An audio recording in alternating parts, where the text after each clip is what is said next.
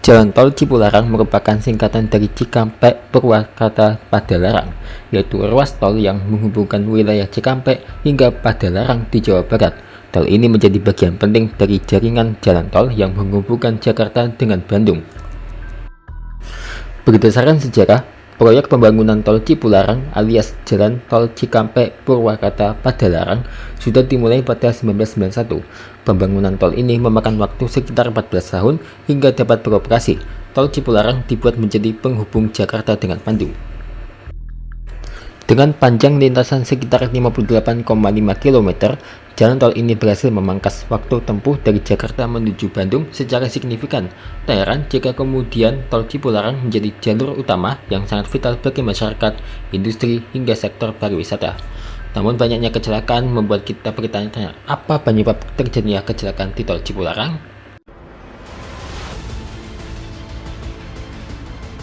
Terbaru ada kecelakaan yang mana ini hampir bersamaan.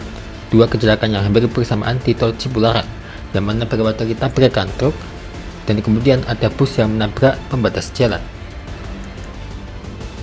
Apakah kalian masih ingat tentang kecelakaan yang terjadi di tahun 2024 yang melibatkan 17 kendaraan di tol Cipularang ini?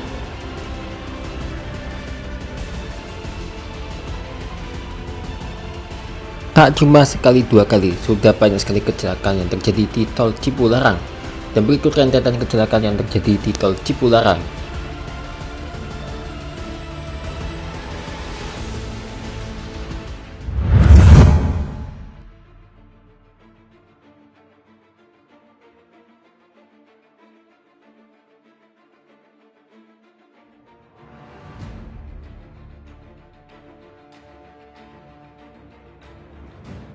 Kecelakaan maut kembali terjadi di ruas tol Cipularang pada Sabtu 13 Juni pagi.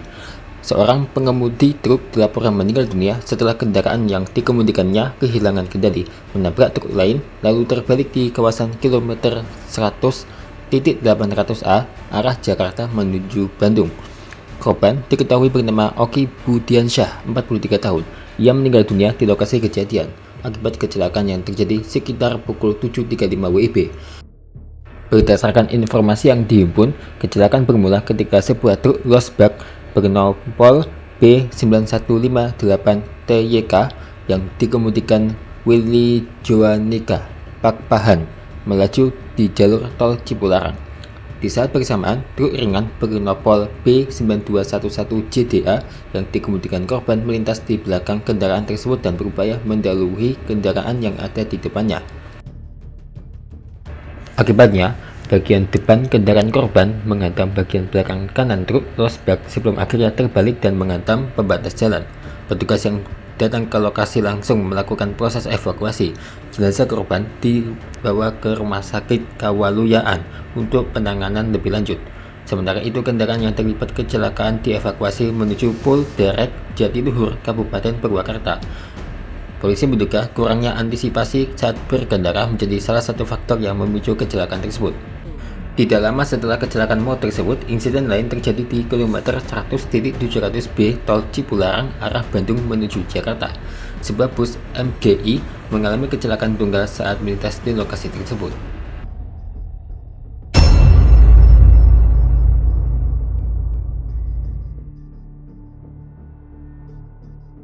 Berdasarkan keterangan pengemudi, kecelakaan terjadi setelah kendaraan di depannya mengurangi kecepatan secara mendadak sehingga sopir berusaha menghindar ke sisi kiri jalan.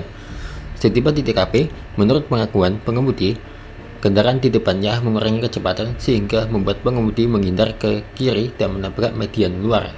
Benturan tersebut membuat bus memantul ke arah kanan hingga kembali menabrak pembatas jalan di bagian tengah. Posisi akhir kendaraan berdiri normal di atas median dalam dengan menghadap utara serong ke timur di median dalam. Beruntung tidak ada korban jiwa dalam kecelakaan tunggal yang melibatkan bus tersebut.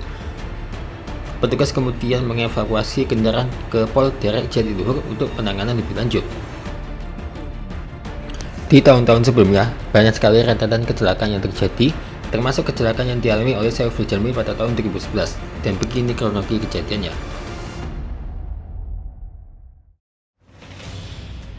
Peristiwa tragis pada 3 September 2011. Virginia Anggraini, istrinya yang baru dinikahinya pada 3 Maret 2011, tewas seketika. Informasi yang dihimpun Kompas.com, Saipul mengendarai mobil Toyota Avanza berwarna merah hati dengan nomor polisi B1843 UFU hendak menuju Jakarta. Saipul dan keluarga besarnya baru saja mengunjungi orang tua Virginia di Bandung dalam rangka Hari Raya Idul Fitri. Mobil itu ditumpangi 10 orang. Virginia duduk di sisi kanan di baris tengah persis di belakang Saipul. Sekitar pukul 10, mobil Saipul melintas di kilometer 96+500 di daerah Darangdan, Kabupaten Purwakarta, Jawa Barat. Kepala Satuan Lalu Lintas Kepolisian Resor Purwakarta Ajun Komisaris Soedewo mengutarakan, tiba-tiba kendaraan oleng ke kanan membentur pembatas jalan tol. Mobil terseret 30 meter dengan posisi roda kiri di atas.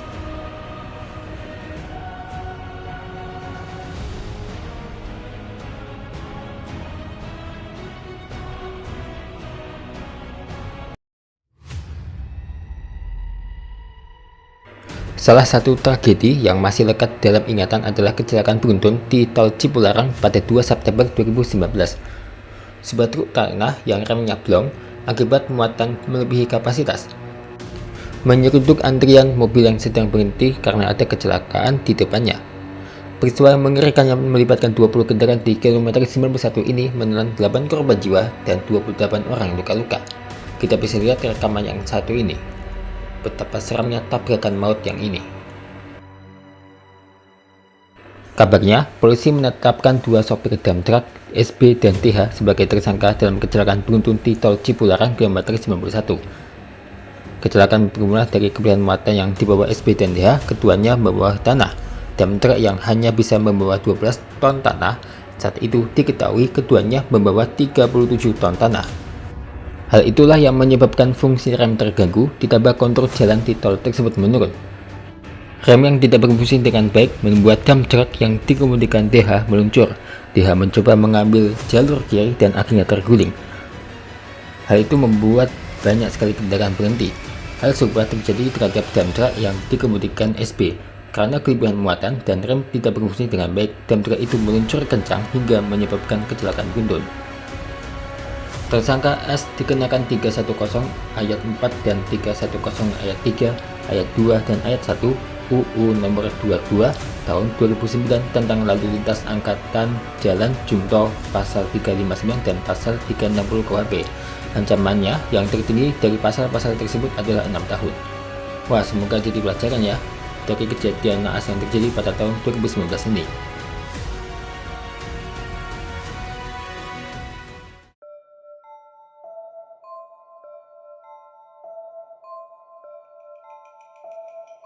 Yang juga masih ingat yaitu kecelakaan beruntun yang melibatkan 17 kendaraan pada Senin 11 November 2024.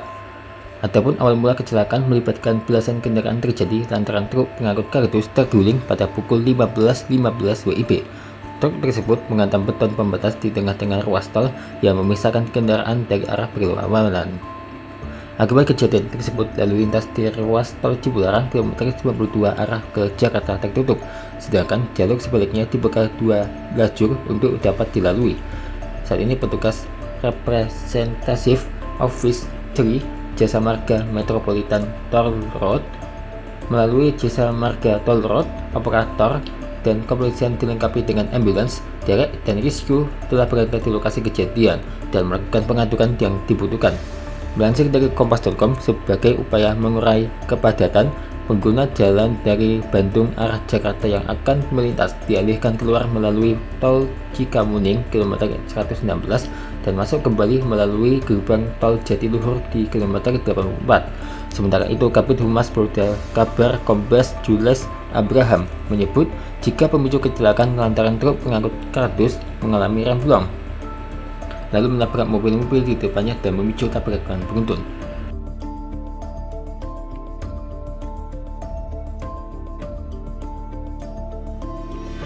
Akibatnya 1 orang tewas sementara 28 orang lainnya mengalami luka-luka.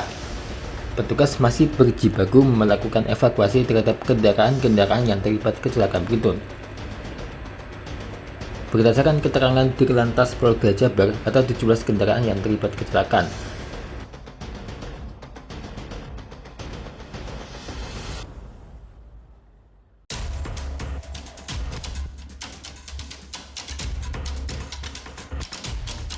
Kecelakaan lalu lintas di ruas tol Cipularang kilometer 111 sampai 112 Purbalunyi arah Jakarta terjadi pada Selasa 2 Desember 2025 sore.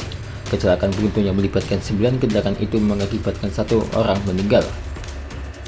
Direktur Lalu Lintas Polda Jabar Kombes Budi Darjanto menjelaskan ada 6 orang korban dalam kecelakaan ini, 5 diantaranya mengalami luka ringan. Menurut Budi, kronologi kejadian berawal dari kendaraan bak yang melaju dari arah Bandung Jawa Barat menuju Jakarta. Ketika di lokasi, pengemudi diduga tak dapat menguasai laju kendaraan hingga menabrak kendaraan lainnya.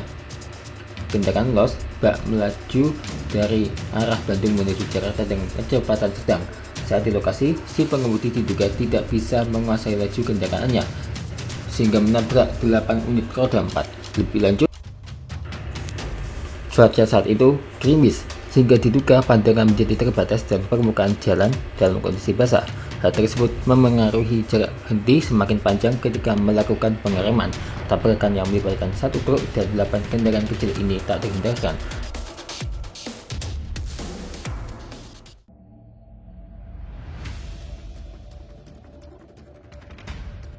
Berselang 3 bulan, kecelakaan beruntun terjadi di kilometer 93 ruas tol Cipularang arah Jakarta pada Kamis 5 Maret 2026 sekitar pukul 20.18 WIB. Insiden ini melibatkan 10 kendaraan dan sempat membuat seluruh lajur di lokasi tidak dapat dilalui kendaraan. Peristiwa tersebut juga menyebabkan 3 orang tewas. Kendaraan yang terlibat kecelakaan mengalami kerusakan parah. Pecahan bodi kendaraan juga berserakan, sementara tumpahan oli sempat berjajaran di badan jalan. Kecelakaan bermula dari sebuah truk kontainer yang melaju dari arah Bandung menuju Jakarta melalui lajur 1 pada Kamis 5 Maret sekitar pukul 20.15. Saat mendekati lokasi kejadian, pengemudi mendapati kondisi lalu lintas padat karena sebuah dam truk mengalami gangguan di jalan. Kemudian kontainer itu mencoba melakukan pengereman, namun terjadi gangguan. Selanjutnya menabrak kendaraan pick up dan kemudian terjadi tabrakan beruntun.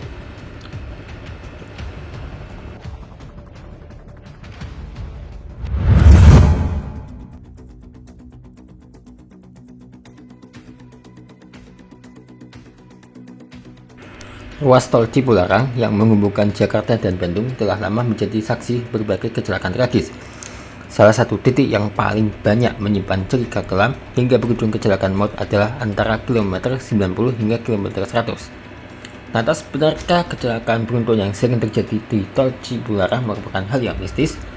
Nah, kali ini kita akan membongkar apa yang sebenarnya terjadi dengan tol Cipularang ini yang kerap terjadi kecelakaan bahkan sampai menimbulkan korban jiwa. Seperti yang kita ketahui, tol Cipularang yang menghubungkan Jakarta-Bandung dikenal sebagai salah satu ruas tol yang rawan kecelakaan lalu lintas. Meski banyak yang menyalahkan kondisi jalan sebagai penyebab, apalagi mistis loh. Kenyataannya, menurut senior investigator KNKT Ahmad Wildan, faktor utama kecelakaan di tol ini lebih banyak dipengaruhi oleh perilaku pengemudi. Selain itu, ada informasi menyebut kalau faktor pengemudi 90% dan faktor kendaraan 10%. Jadi begini, Wildan menjelaskan bahwa elemen geometrik jalan di tol Cipularang telah memenuhi semua regulasi, baik nasional maupun internasional.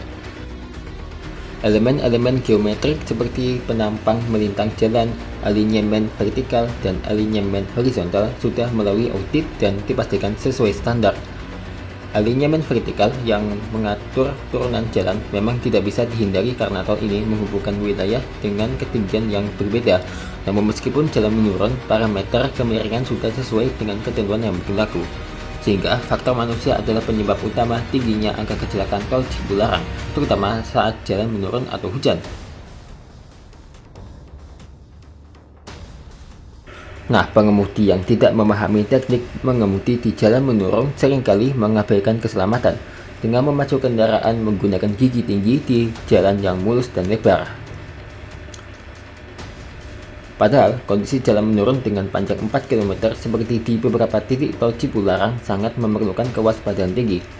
Selain itu, Faktor kelelahan pengemudi yang turut meningkatkan resiko kecelakaan.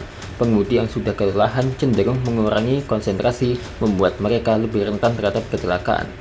Selain itu, aktivitas kendaraan barang yang berjalan dengan kecepatan lambat juga menjadi salah satu penyebab tingginya kecelakaan di tol Cipularang. Banyak kendaraan barang yang tidak mematuhi aturan kecepatan atau bahkan berada di jalur yang seharusnya digunakan oleh kendaraan pribadi. Ditambah faktor cuaca juga turut berperan.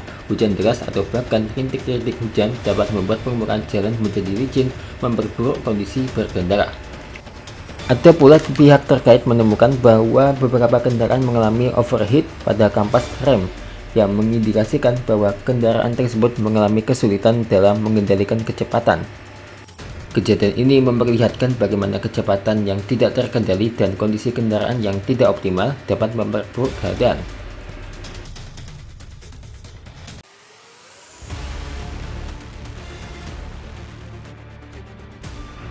Jadi, bukan karena mistis ya, tapi karena faktor kelalaian, faktor kendaraan, bahkan cuaca. Nah, ketiga hal itulah yang menjadi faktor utama. Pastikan saat berkendara dalam kondisi fit, kendaraan maupun orangnya. Jangan sampai kelelahan, apalagi ada kerusakan pada kendaraan. Semoga kecelakaan di tol Cipularang tidak terjadi lagi.